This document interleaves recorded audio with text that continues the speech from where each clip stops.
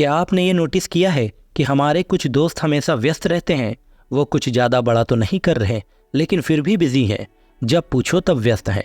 और मुझे इस बात का एहसास हुआ, जो लोग सबसे खाली हैं वही सबसे व्यस्त हैं। मुझे आशा है कि आप समझ रहे होंगे। फ़र्क सिर्फ इतना है कि वो वक्त तो लगा रहे हैं, लेकिन शायद ऐसी चीज़ पर जो ज़िंदगी में बहुत ज़रूरी नहीं है। हाँ, वो चीज़ उनकी ग्रोथ में कुछ मदद नहीं करेगी। आज हम इसी बात का समाधान निकालने के लिए एक ऐसी किताब के बारे में बात करने वाले हैं जो आपको ये समझने में मदद करेगी आखिर समय का सही इस्तेमाल कैसे किया जाए, समय प्रबंधन कैसे करें, महत्वपूर्ण चीज़ों को कैसे प्राथमिकता दी जाए, ताकि हम जीवन में असीमित विकास के साथ आगे बढ़ सकें। आज हम make time, how to focus on what matters every day book के बारे में बात करने जा रहे हैं, जिसे जैक नैप और जॉन जेरेस्की ने लिखा है। इस किताब में ऑथर्स ने हमें हमारे समय को बेहतर ढंग से कंट्रोल करने का तरीका बताया है। हमारे पास उन सभी कामों को पूरा करने के लिए 24 घंटे बहुत होते हैं, जिसे हमें पूरा करने की ज़रूरत है। ऑथर जैक नैप और जॉन जेरेस्की की बताई गई स्ट्रेटजी के साथ आप हर दिन ज़्यादा इंस्पायर्ड महसूस करेंगे। किताब से आपको पता चलेगा कि कैसे आप टाइम बर्बाद करने वाली चीज़ों से दूर रहकर पूरे फोकस और एनर्जी के साथ अपना काम पूरा कर सकते हैं।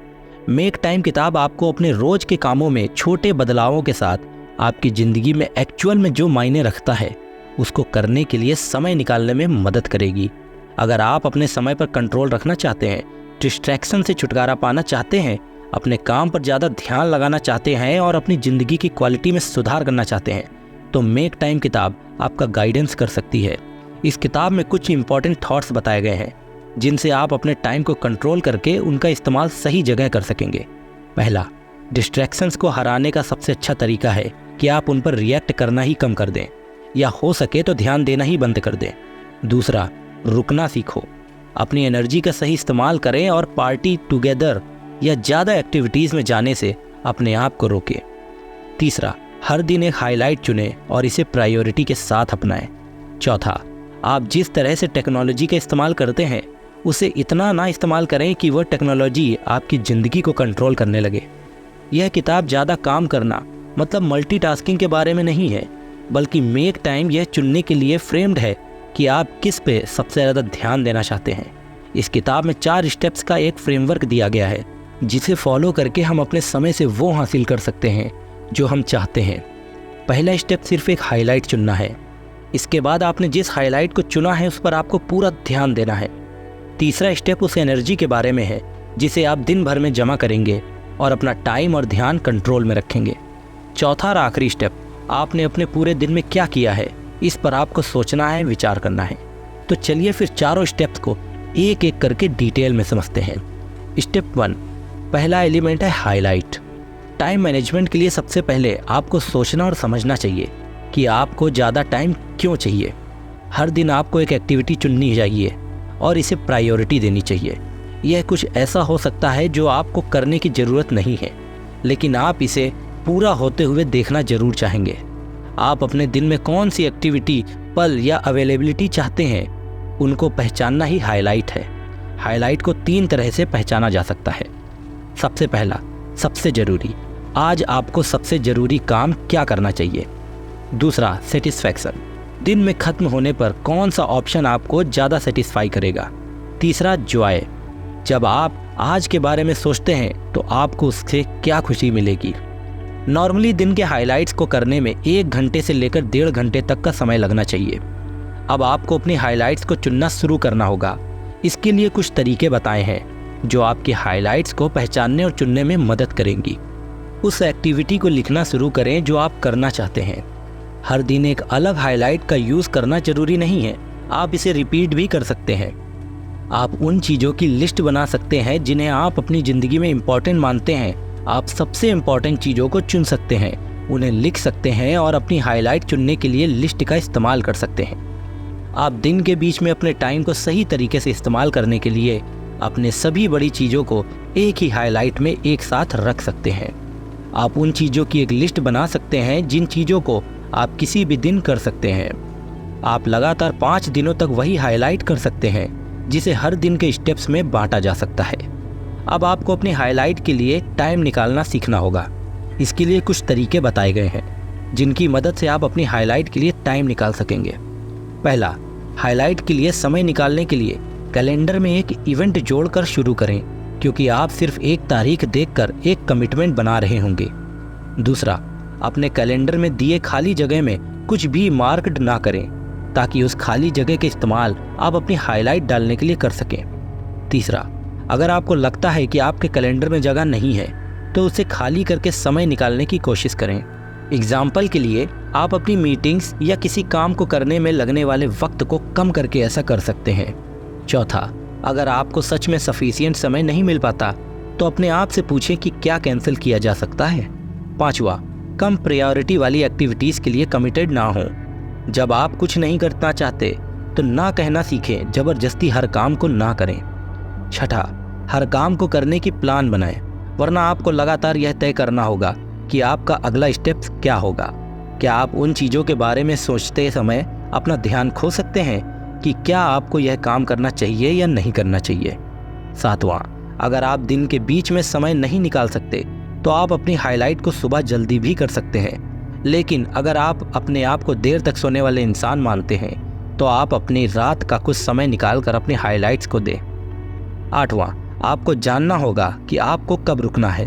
लोगों को उनके हर रोज के कामों को खत्म करने से हफ्ते में समय को बढ़ाने में मदद मिलती है। हाइलाइट्स को बनाने में आप अपने सभी जरूरी या उन कामों को पूरा कर सकते हैं जो आप करना चाहते हैं और जिन कामों को पूरा करके आपको खुशी मिलेगी। जब आप हाइलाइट्स बनाना शुरू कर देते हैं तो आपके काम समय पर होने लगते हैं। आपको बाकी और कामों के लिए ज़्यादा टाइम मिलने लगेगा। इसलिए आपको अपनी ज़िंदगी में टाइम मैनेजमेंट के लिए पहले स्टेप हाइलाइट्स से शुरू करना होगा।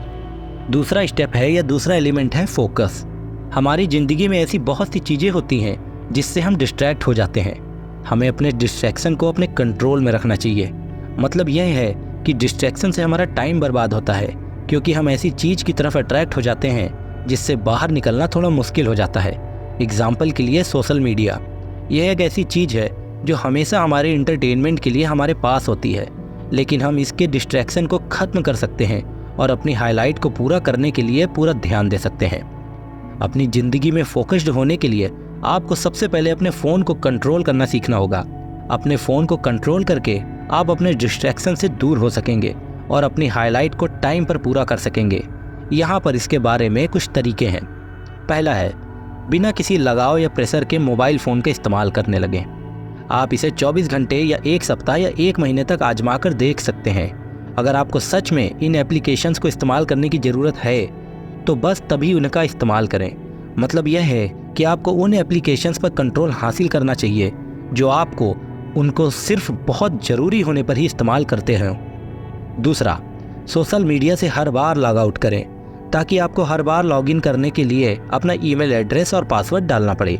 यह एक तरह की ऑब्स्टेकल बन सकता है, क्योंकि यह आपको सोशल मीडिया को लगातार इस्तेमाल करने से रोकता है और यह आपके डिस्ट्रैक्शन को हराने का सबसे अच्छा तरीका है।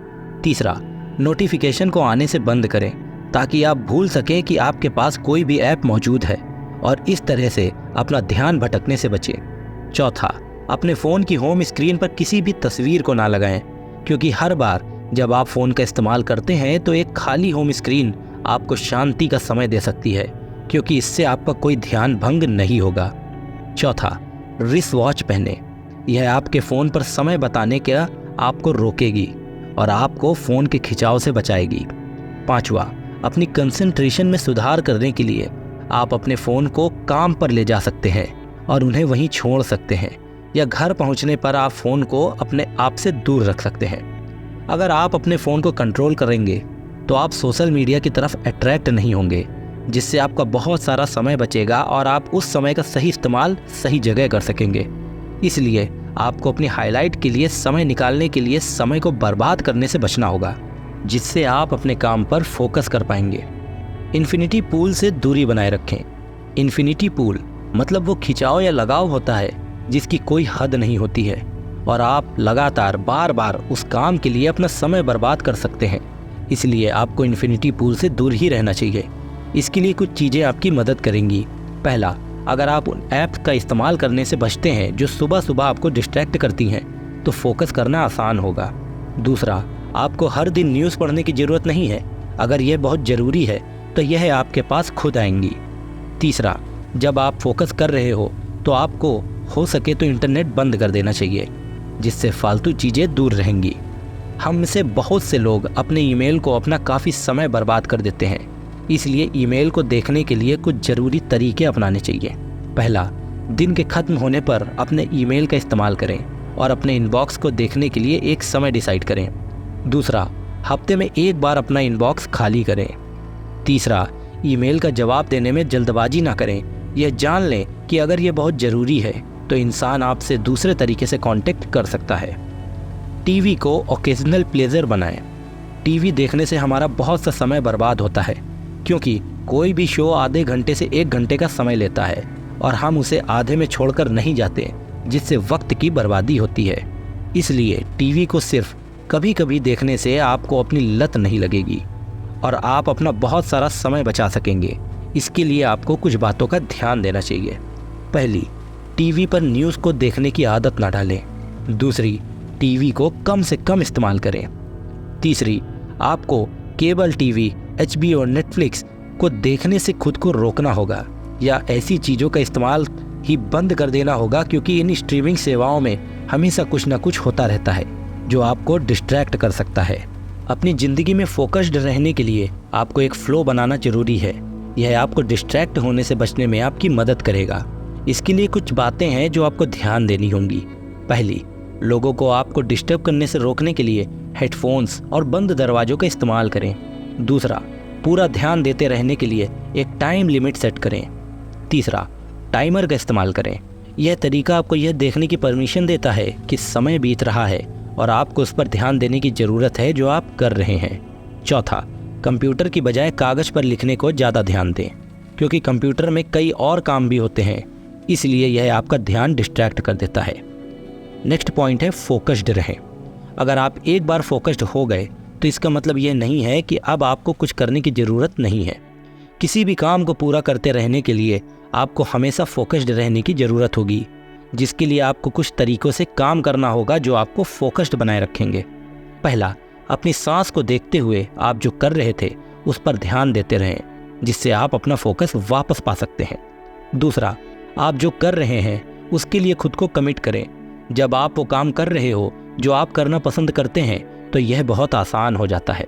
तीसरा, रिसर्च से पता चला है कि जब लोग किसी काम से बोर हो जाते हैं तो प्रॉब्लम्स को और भी ज़्यादा क्रिएटिव तरीके से सॉल्व करते हैं, इसलिए बोर होते रहें। तीसरा स्टेप है या तीसरा एलिमेंट है ऊर्जा।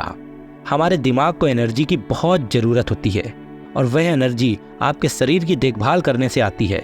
एक्सरसाइज, खाना, नींद, शांति और फेस टू फेस समय से अपनी बैटरीज चार्ज करें। अगर आपका एनर्जी लेवल ज़्यादा होगा तो आप किसी भी काम को ज़्यादा अच्छे तरीके से और पूरे मोटिवेशन के साथ कर सकेंगे। इसलिए आपको अपने एनर्जी को कस्टमाइज करने के तरीके को ज़रूर अपनाना चाहिए। इस स्टेप का पहला पॉइंट है हमेशा मोशन में रहें। एक्सरसाइज करने से आपका शरीर एक्टिव रहता है और उसमें थकान कम होती है। आप फिट रहते हैं, जिससे आप हर काम को पूरी एनर्जी के साथ जल्द से पूरा कर सकते हैं। तो इसलिए अपने शरीर को सही ढंग से काम करते रहने देने के लिए आपको रोज़ एक्सरसाइज करनी ज़रूरी है। हमेशा शरीर को चलाते रहें और एनर्जी को हासिल करते रहें। दूसरा पॉइंट है असली खाना खाओ। आपका खाना और आपके खाने का तरीका ही आपको हेल्दी ज़िंदगी दे सकता है, जिससे आप बीमार नहीं होंगे और ना ही आपकी एनर्जी खत्म होगी। आपको हेल्दी खाना खा के ही किसी काम को शुरू करना चाहिए। अपने शरीर को हेल्दी रखने के लिए और हमेशा पॉजिटिव महसूस करके अपना काम करते रहिए। मछली, पौधे, रेड मीट और नट्स का सेवन करें, क्योंकि यह एनर्जी को देने में बहुत मदद करते हैं। सबसे पहले सलाद को अपनी प्लेट में डालें और वो भी ज़्यादा मात्रा में। फास्टिंग आपको फोकस्ड रख सकता है। यह आपके दिमाग में बदलाव करता है जो आपको ऐसा करने की परमिशन देता है। आपने ये ज़रूर सुना होगा कि हेल्दी दिमाग हेल्दी शरीर में रहता है। तो इसका मतलब यह हुआ कि जब आपका शरीर हेल्दी होगा तब आपका दिमाग भी अच्छे से काम करेगा और अच्छा खाना आपको अच्छा शरीर देता है। इसलिए अच्छा खाना खाएं और पूरी एनर्जी से काम करें। अगला पॉइंट है कैफ़ीन को ऑप्टिमाइज़ करें। आपने एनर्जी लेवल को बनाए रखने के लिए कॉफ़ी का इस्तेमाल कुछ सावधानियों के साथ ही करें और बस एनर्जी को हासिल करें। पहला, दिन के पहले कप कॉफ़ी को सुबह 9:30 बजे तक ही पिएं। ऐसा इसलिए है क्योंकि उस समय से पहले कोलेस्ट्रॉल का लेवल बहुत ही ज़्यादा होता है, तब कैफीन का कोई इम्पैक्ट नहीं होता है। दूसरा पॉइंट, जब आप थक जाएं तो 1 कप कॉफ़ी पिएं और 15 मिनट की झपकी लें। कैफीन को खून में एब्जॉर्ब होने में समय लगता है और जब आप जागते हैं तो आप आराम महसूस करेंगे। तीसरा, एनर्जी बनाए रखने के लिए आप कॉफ़ी को ग्रीन टी से बदल सकते हैं। चौथा, कॉफ़ी पीने से अगले दिन नींद और एनर्जी में रुकावट आ सकती है, भले ही आप इसे दोपहर में ही क्यों ना पिएं। पांचवा, कॉफ़ी में चीनी कम से कम इस्तेमाल करें। इसी स्टेप का अगला पॉइंट है, हर चीज़ से अलग हो जाएं। आपको एनर्जी को पाने के लिए सबसे पहले खुद से मिलना होगा। मतलब यह हुआ कि आपको अपने आप को कुछ समय के लिए सबसे दूर रखकर कुछ ऐसे कामों को करना होगा जो आपको खुशी देंगे और आप अच्छा महसूस करेंगे। नेचर में ज़्यादा से ज़्यादा समय बिताएं, क्योंकि इससे हमारी मेंटल एनर्जी इन्फ्लुएंस होती है। मेडिटेशन करें, एक ब्रेक लें और अपने हेडफोन्स को घर छोड़ दें। इस तरह आपका दिमाग आराम करेगा। एग्जाम्पल के लिए, ब्रेक लेते समय सोशल नेटवर्क्स तक पहुंचने के अलावा और बाकी काम करके अपने दिमाग को आराम देने की कोशिश करें। उन लोगों से बातें करें जो आपके बारे में सोचते हैं या आपसे बात करते हैं, और कभी भी टीवी के सामने बैठकर खाना ना खाएं। कुछ समय के लिए आपका दिमाग शांत रहेगा तो वह अच्छा ही सोचेगा। मेडिटेशन करके या नेचर के साथ ज़्यादा समय बिताकर बाकी सभी चीज़ों से दूर रहकर आप अपनी एनर्जी को बढ़ा सकते हैं, इसलिए इसे ज़रूर करें। अगला पॉइंट है, एक गुफा में सो जाओ। सोना मतलब आराम करना, और वह समय जब आपका शरीर रिलैक्स करता है ताकि अगली सुबह किसी थकान के साथ ना उठें। आपको लगातार एनर्जी बनाए रखने के लिए सोने के इन कुछ जरूरी बातों को ध्यान रखना होगा। पहली बात, सोने से पहले उन चीज़ों की तलाश करें जो आपको सुकून दें। सोशल नेटवर्क, ईमेल या न्यू वेबसाइट्स के इस्तेमाल से बचें, क्योंकि इससे दिमाग की स्पीड तेज होती है। दूसरा पॉइंट, बेहतर नींद के लिए अपने मोबाइल फ़ोन्स और बाकी डिवाइस को अपने कमरे से दूर रखें। तीसरा पॉइंट, सोने के कुछ घंटे पहले ही रोशनी कम कर दें। चौथा पॉइंट, एनर्जी को फिर से भरने के लिए दिन में 20 मिनट की झपकी लेना शुरू करें। पांचवा पॉइंट, हफ्ते में आखिरी में नींद के खोए हुए घंटे की भरपाई करने की कोशिश ना करें।